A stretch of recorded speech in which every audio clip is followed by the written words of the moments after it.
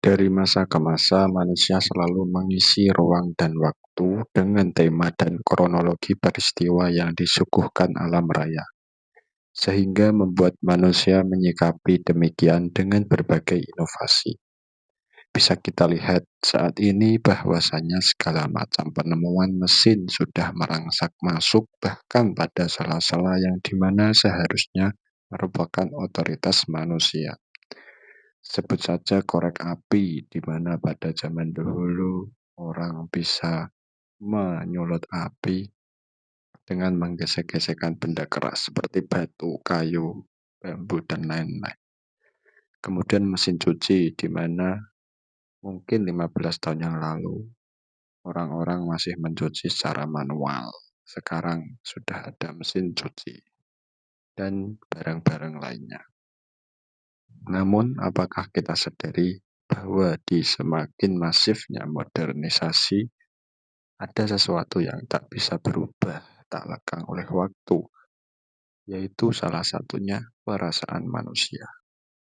Dari zaman Mesir kuno sampai Mataram kuno, dari era Imam Al-Ghazali sampai Al-Ghazali anaknya Ahmad Dhani, manusia tetap saja menyukai lawan jenis, tetap berambisi, marah, senang, dan sesuatu emosional lainnya, termasuk yang terbaru, yaitu insecure. Dalam video kali ini akan membahas salah satu pokok ataupun landasan dari tujuan kehidupan manusia yang nampaknya sudah semakin dideportasi oleh harta, kekuasaan, dan kawan-kawannya, yaitu kebahagiaan. Kebahagiaan merupakan tujuan utama bagi kehidupan orang pada umumnya. Tetapi seiring berjalannya waktu, esensi bahagia ditafsirkan semakin beragam oleh para manusia. Misalnya di era saat ini, bahagia identik dengan punya banyak harta, sehingga berbondong-bondong orang menempuh jalur ini yang justru hanya mengarah pada obsesi, bukan pada esensi kebahagiaan itu sendiri. Pada buku Filsafat Kebahagiaan, tepatnya di bab kebahagiaan menurut Imam Al-Ghazali, kita akan dapat mengerti apa itu bahagia. Versi Imam Al-Ghazali. Imam Al-Ghazali lahir ketika Baghdad hampir jatuh digantikan dengan dinasti Seljuk. Beliau lahir sekitar tahun 1058 Masehi dan wafat pada tahun 1111 Masehi. Jadi Imam Al-Ghazali hitungannya mati muda di usia 52 atau 53 tahun. Di tengah kekacauan politik saat itu, Imam Al-Ghazali melakukan konversi dari tradisi intelektual istana ke tradisi sufi. Konon ia mengembara selama 10-12 tahun. Selama masa itulah karya sufi besarnya lahir seperti Qiyamul Sa'adah dan juga Ihya Ulumuddin.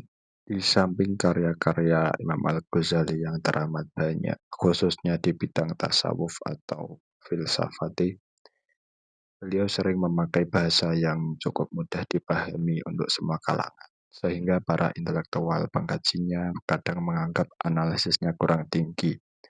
Tapi dari itu pula kita bisa melihat bahwa sosok Imam Al-Ghazali merupakan sosok yang sangat jenius, di mana beliau bisa mengawinkan sesuatu yang sangat sesungguhnya sulit untuk dipahami, namun bisa dikemas dengan sangat ciamik sehingga dapat mudah dipahami oleh semua kalangan.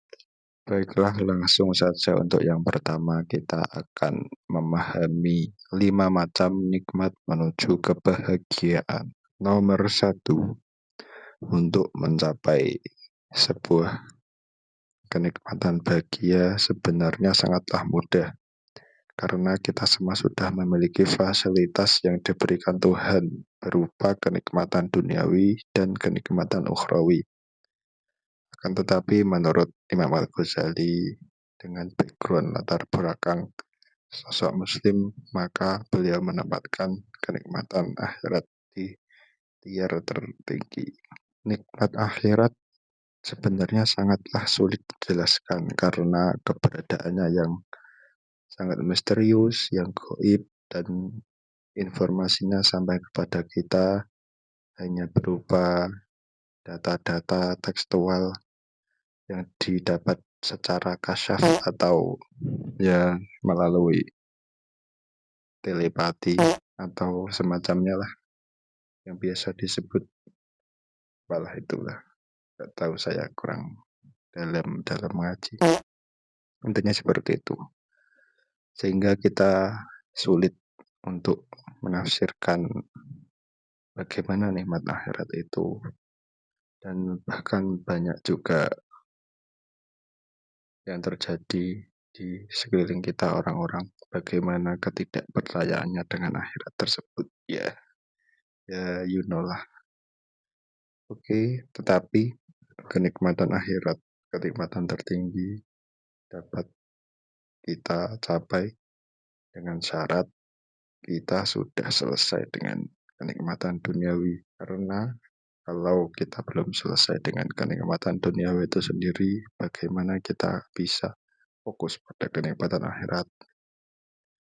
Semisal ada 5 poin kenikmatan duniawi dan kita baru bisa menggapai satu kenikmatan, maka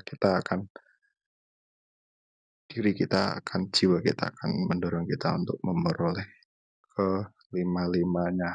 kelima-lima kenikmatan duniawi tersebut, baru mungkin kita bisa mendaki lebih tinggi menuju kebahagiaan akhirat. Selanjutnya, nomor 2, nikmat akal. Akal merupakan subbagian dari jiwa kita, dan akal akan merasa nikmat jika diberi dengan ilmu. Maka dari itu, sering-seringlah bagi kita untuk memberi asupan akal kita dengan ilmu-ilmu yang bermanfaat. Semakin banyak kita mengonsumsi ilmu, maka akan semakin senang pula akal kita. Semakin aman dan tenang akal kita. Ibaratkan dengan perut kita yang lapar, yang terus meronta-ronta untuk mendorong kita supaya cepat makan, cepat makan. Begitu juga dengan akal kita.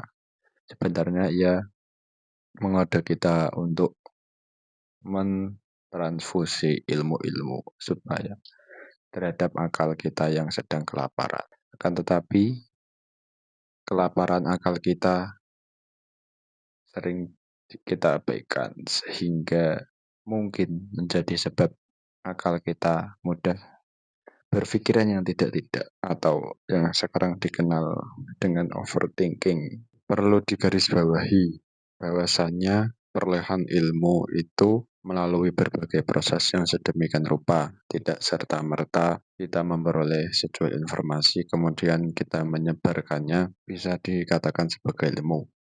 Nah, bagi akal kita, ilmu yang dapat dinikmati akal kita adalah jika ilmu tersebut mampu membuat atau merangsang akal kita untuk berproses berpikir. Jadi kalau misal ada satu informasi kita cerna terlebih dahulu di akal kita, sehingga membuat akal kita memprosesnya dengan berpikir, maka setelah itu baru akan timbul energi-energi dari akal kita, atau bisa mengenyangkan akal kita. Kata kuncinya ya ilmu yang dapat memancing akal kita untuk berpikir, itu baru bisa mengisi kelaparan akal kita. Tidak atau berbeda dengan kondisi di lapangan, bahwasanya banyak orang yang sepertinya ilmunya banyak, tetapi dia hanya baru sebatas memperoleh atau menerima informasi kemudian menyebarkannya. Namun yang sedemikian rupa tersebut tidaklah sepenuhnya salah, melainkan prosesi berpikirnya baru di tahap awal, alias baru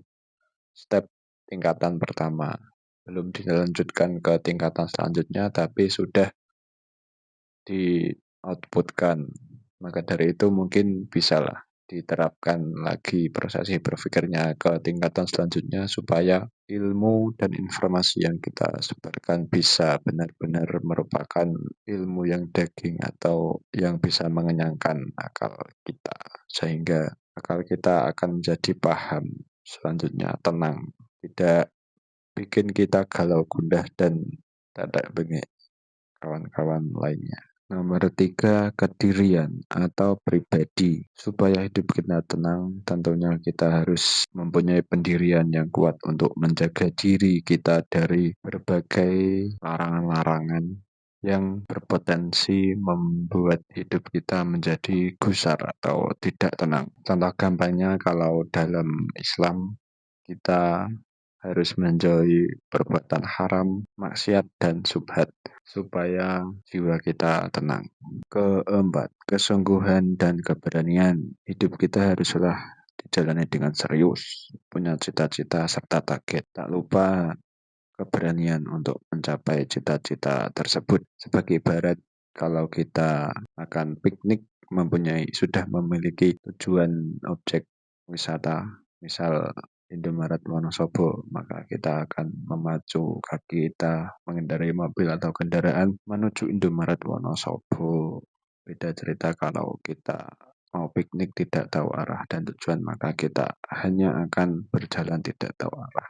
Maka dari itu, sangat dibutuhkan kesungguhan dan keberanian untuk memacu jiwa kita agar terus hidup sehingga akan mengarah pada kebahagiaan yang kita cita-citakan. Yang terakhir, bersikap adil. Adil dalam hidup secara proporsional, baik di level fisik maupun di level rohani. Misalnya seharusnya 10 ya dikasih 10, seharusnya 1 ya dikasih 1. Di level fisik kudu adil, kalau sehari butuh makan 3 kali ya dikasih makan 3 kali. Kalau di level rohani juga mesti adil, sesuai dengan kebutuhan. Misalnya kalau sudah waktunya nikah ya menikahlah mas. Kalau sudah cinta ya jatuh cinta saja. Toh itu juga fitrah bagi seorang manusia. Sebagai manusia kan ya sudah wajar menyukai lawan jenis, bukan sesama jenis.